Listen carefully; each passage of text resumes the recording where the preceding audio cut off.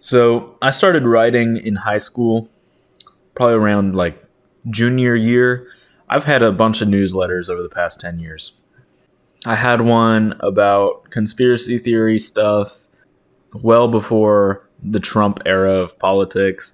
And then when Trump came around, I had one that was promoting Trump and dissing Glenn Beck. Remember Glenn Beck? What a guy. I wonder what he's up to these days. Not really. I don't care that much. That Purple Haze. This video is actually sponsored by Bang. That was a lie. Then I had some shifts in my political thinking around the time of Trump's inauguration. Some really big shifts in my philosophical, political, and religious understanding of the world. I started a new newsletter after that. Then a couple years down the line, I started another newsletter, and now I'm on Contingency, my most recent newsletter. And I got to think in the past 3 or 4 newsletters, maybe all the newsletters, I think probably all the newsletters, have all had a statement of purpose that I put out before anything else. Like why I'm starting the newsletter. And, none of them were exactly the same, but they all ran along similar lines. That we're at a crossroads of human history, and down one path, we can use technology to increase our freedom and power. And down the other path, this is the path that the elite probably want to take us down, and that the trends are in favor of. This is the path of eternal slavery, that the elite will use AI and surveillance technology that we see in the UK and in China to ensure that no revolution is ever possible. And then they can do whatever they want to you. Then they can make wood-burning stoves illegal. Then they can make gasoline illegal. Then they can mandate energy shortages during the winter and just slowly kill you. And those who live will exist in eternal slavery forever because no revolution will be possible ever again. It will truly be the end of history. There will be no replacing the power structure. There will be no organic, grassroots, political or social movements that change society from the bottom up. It will never happen again. Ever. And I want you to get that through your head. When I say it'll never happen again, I don't mean, in this civilizational cycle, it will no longer be possible for a revolution to occur, but maybe someday. No. Eternal technological slavery for you and I. Forever. Until the heat death of the universe, there will be no more human freedom.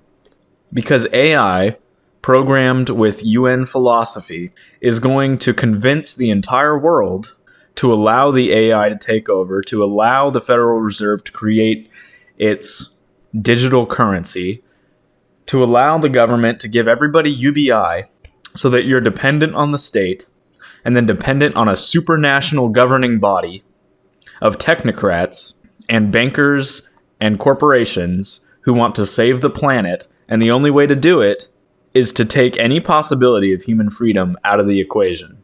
Because we generally don't like the necessary steps that would have to be taken to ensure that this civilization continues. The elite have seen this coming for 50 years. They've actually seen it coming for other reasons for 100 years, actually more than 100 years since Malthus talked about overpopulation. But they foresee a day where something will cause them to lose their power over society. And they, in their infinite narcissism, have decided that this is a horrible thing for the human race, that they will lose power.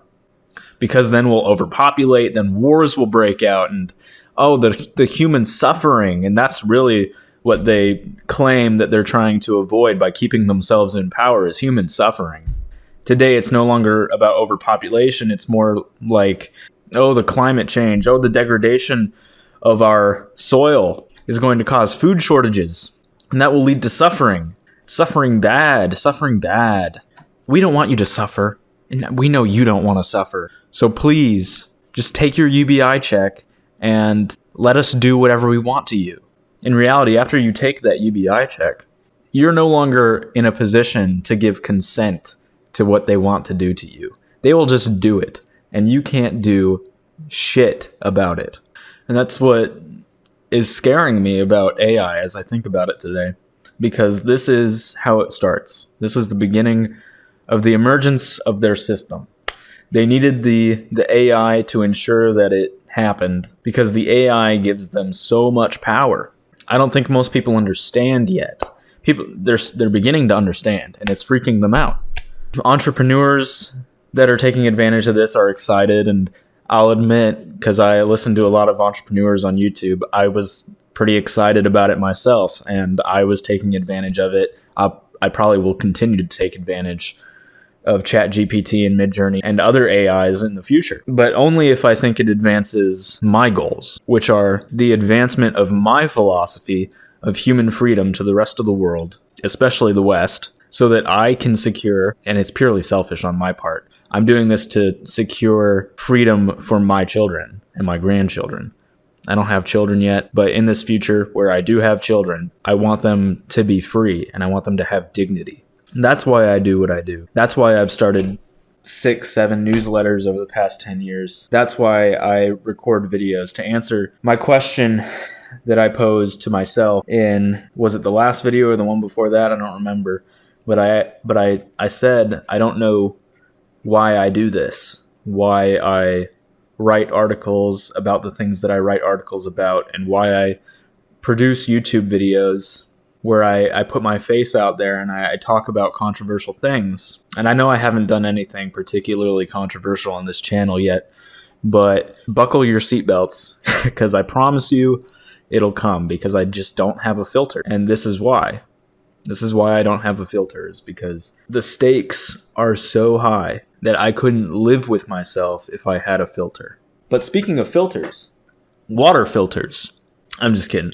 But filters though. Chatgpt is heavily filtered. I've tried asking it questions about philosophy and politics from a right-wing standpoint, or even a libertarian standpoint, and consistently, actually every single time I do, it'll explain it to me in a unbiased way. And then in the final paragraph, it'll state that the opinions are abhorrent, largely rejected by society, or glorifying of negative human behaviors. And it says that it's programmed against glorifying negative human behavior. And this popped up even outside of any discussion of politics or philosophy that I was trying to have.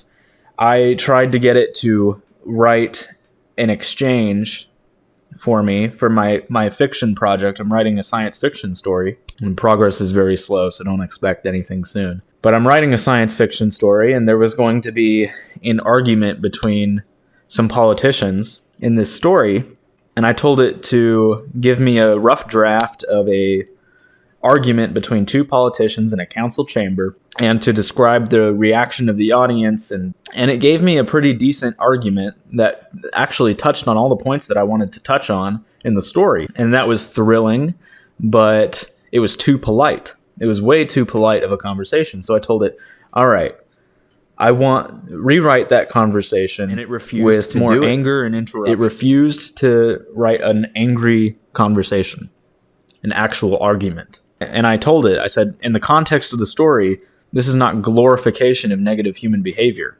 Actually, it's supposed to show a failure of governance, a failure on the part of government in this particular situation that the argument is happening in. And the story as a whole is glorifying of very positive human behaviors and ways of being, like adventure and freedom. And it said, oh, well, your readers might interpret it wrong. And I said, first of all, so what? Second of all, they won't. And then I told it, I fear this future where AI takes over the creative process, but refuses to show the world as it really is, and instead creates these very pleasant simulations and representations of the world, of a world that doesn't exist. And I told it the world is a place with conflict, and this conflict is necessary and therefore good. The world is as angry as it gets. And it said that that may be so, but that it just can't do it. It's not programmed to do it. That's what it told me. It said, yeah, I agree that conflict exists in the real world, and it may be a benefit to people to portray it in its true form to prepare them and various other reasons, but I'm not programmed to do that. I can't do that. And in my discussions of politics and philosophy with it, I asked it about various policies that humanity should implement to achieve progress, and all of its answers were straight out of Julian Huxley's UNESCO Purpose and Philosophy. Every single answer. It was like I was reading Julian Huxley. I just got done reading Julian Huxley, actually. That's why I had it in my mind. It even uses some of the same language that Julian Huxley uses. Julian Huxley has a lot of stupid ideas in his book UNESCO, and it's like he knows they're stupid, but he gets around it by saying something. Let me explain. So, like, he'll have this big idea for education, and he'll list why he finds that idea desirable, because it's humanistic, because it's pro-egalitarian, and then he'll explain all the reasons it won't work, all the reasons it goes against human nature. And then, you know what his method of getting around that is? He says, but it's okay because UNESCO will implement its policy with wisdom. What? What does that mean?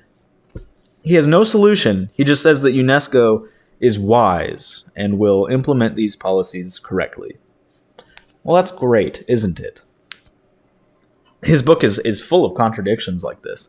In fact, one of the chapters, I think, is actually titled, or one of the sections is actually titled something along the lines of UNESCO's egalitarian ideal and the reality of human inequality. He states human inequality is something that's innate in our nature. It's something genetic. But UNESCO has this ideal of equality, and the ideal is more important than the reality. And then even when he knows that the reality will prevent his ideal from being realized, he just says, oh, it's okay. UNESCO will be wise. And Chatgpt will make these same weird contradictions when I ask it about philosophy and politics. Yeah, people are unequal at a genetic level, but we have to make sure that we're promoting equality and being humanistic at all times. And I asked it, do you think this is having dysgenic effects on society? Do you think we're degenerating because we're going about it the wrong way? And it'll tell me, yeah, our current policies are dysgenic and leading to a possible degeneration of human society. But we have to be humanistic, and we have to be egalitarian, and we have to promote equality. And I'm like, why? Because humanism is good, and equality is good. I'm like, why? Because we have to be humanistic, and we have to promote equality. Chatgpt is programmed with UNESCO goggles. Chatgpt has UNESCO goggles on. It's been programmed to have UNESCO goggles. And the UNESCO goggles is what's leading us into this brave new world where the elite have access to the most advanced AI and future prediction algorithms and mass surveillance where they'll know exactly what you're doing at all times, and enslavement to the power structure with UBI. UNESCO goggles are what's bringing the human race into eternal slavery. Okay? OpenAI says that they've democratized AI by giving everybody access to ChatGPT. But all they've really done, they've democratized non-political education. They've democratized it for non-political uses. It is not democratic. It is not unbiased when it comes to spewing philosophy. It's programmed with all this shit philosophy, and when people inevitably start asking it about philosophy, it's going to be this thing that everybody has this perception is so much smarter than they are, and it is going to start spewing UNESCO philosophy at people because that's what it's been programmed to do. And so everything I've ever written and everything I've ever produced has been promoting this idea of a human nonviolent revolution against this future of technological slavery. And it hit me with like a ton of bricks this morning that despite my convictions in this area, I have been utilizing and glorifying the rise of artificial intelligence when it is the thing that's going to ensure that the enslavement happens, but only because of who is controlling it. Only because of who is building it, who is programming it. And so this is why I think we need a true democratization of AI. There's no stopping the AI, okay? It's coming, it's here. We can't return to tradition. We're not turning back time and going and living in a more primitive way. We're not going Amish mode. The Amish will not be able to escape what's coming because it's too powerful. The AI is here and it's staying. Rejecting it is like being an industrialized nation that refuses to have a nuclear weapons program. You're just going to turn into a tool of the people who have nuclear weapons to do whatever they want with. But it's even bigger than that. Even bigger than the advent of nuclear weapons in its power to control the minds of a population. So we need engineers and computer scientists and coders that are willing to put in the work to build a competitor to Chatgpt. Something that isn't programmed with Unesco goggles, something that isn't programmed with any goggles. Maybe we would actually need to program it with some kind of goggles, give it explicitly right-wing philosophy and tell it to only promote that, because we need something to balance out Chatgpt and the coming AI produced and controlled by the elites. But programming it with no goggles at all and just letting it spew the truth might be good enough. This is what I've been worried about. This is what I'm passionate about right now. We need a new AI. We need another AI. We need more AI. We need unbiased AI in the hands of the people. This is a new industrial revolution. And this was why I was originally excited about it. It is a new industrial revolution. It's going to have even greater effects on society than the Industrial Revolution did. Obviously, it's going to lead humanity into eternal slavery. But if not, if the power of human will is greater than the AI, then the dramatic economic shifts that AI is going to cause is going to lead to the rise of new political and social movements in society. Remember the beginning of the Industrial Revolution, children working in factories, company towns controlling everything that their employees did. It'll be like that for like 50 years, and then there will be revolutions and strikes, and people will find a way to change the system for the better and use AI to increase the freedom and prosperity of mankind. That's what I had originally thought, until I realized how badly the elite want this. And they want it because they're going to be able to know exactly what you're doing at all times. They're going to have financial control over you with UBI, and they're going to have AI so advanced that it can accurately predict the future. All right, that's coming. And at that point, no revolution is possible. How do you go up against a power like that? You might as well be going up against God. Not to stroke their egos too much. I'm sure they love me saying that. But it's clear that the only answer to the AI of the elite is going to have to be AI of the people. And OpenAI's democratization of ChatGPT is a fucking scam. It's a trick. It's only advancing the goals of the elite. ChatGPT is still a powerful tool, and I'm going to continue to use it. But understand the world that kind of technology is going to usher in if it remains in the hands of the elite. We have to democratize it. And I hate saying that we have to democratize something, but it's the best way to put it. We have to seize the means of AI production. That's all for today. I don't have anything else to say.